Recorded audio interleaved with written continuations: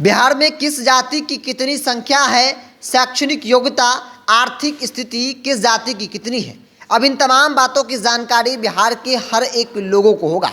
दरअसल जाति आधारित गणना पर लगी रोक को पटना हाईकोर्ट ने हटाया और हटाने के साथ ही जो काम बचे थे उसे नीतीश सरकार ने तुरंत कंप्लीट करवा लिया।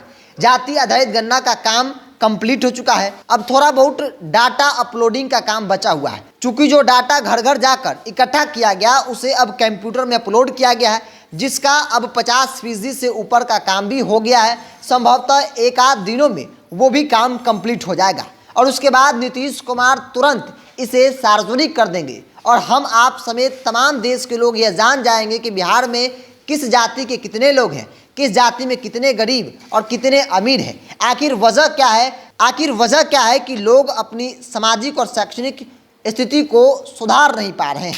लेकिन इन सब चीज़ों के बीच एक बड़ा तबका राजनीति का यह नहीं चाहता है कि बिहार में जाति आधारित गणना हो।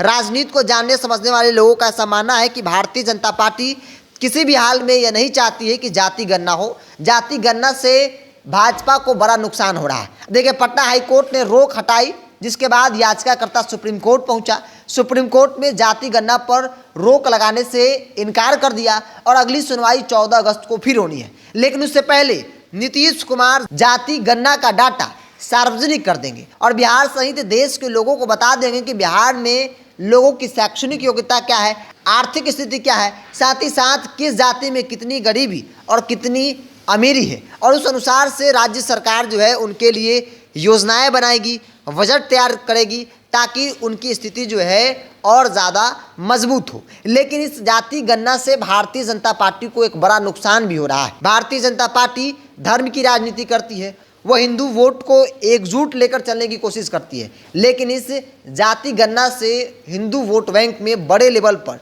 बिखराव होगा, क्योंकि जब जातियों का आंकड़ा आ जाएगा, आर्थिक और सामाजिक स्थिति का पता चल जाएगा, तो फिर मांग उठेगी कि जिसकी जितनी संख्या है उसकी उतनी भागीदारी होनी चाहिए। खास तौर पे जो बड़ा अति पिछड़ा वोट है उसमें विपक्षी पार्टियां सेंधमारी कर पाएगी। और यह न सिर्फ बिहार में चुनौती है बल्कि राष्ट्रीय स्तर पर भी यह मांग उठने लगी है।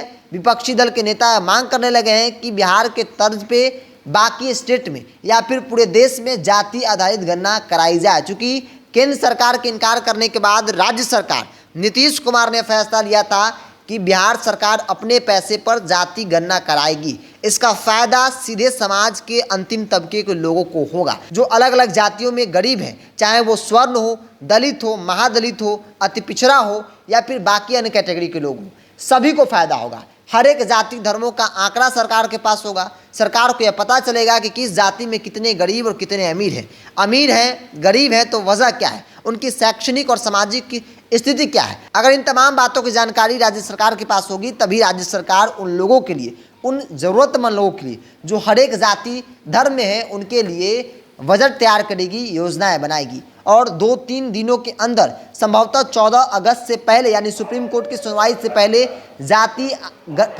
जाति गणना का डाटा जो है वो नीतीश कुमार सार्वजनिक करेंगे। बहरहाल आप क्या सोचते हैं, अपनी प्रतिक्रिया कमेंट्स बॉक्स में रखें। अगर आप मेरे द बिहारी टॉप को यूट्यूब पर देख रहे हैं तो चैनल को सब्सक्राइब कर लीजिए, फेसबुक पर देख रहे हैं तो पेज को लाइक और फॉलो कर लीजिए।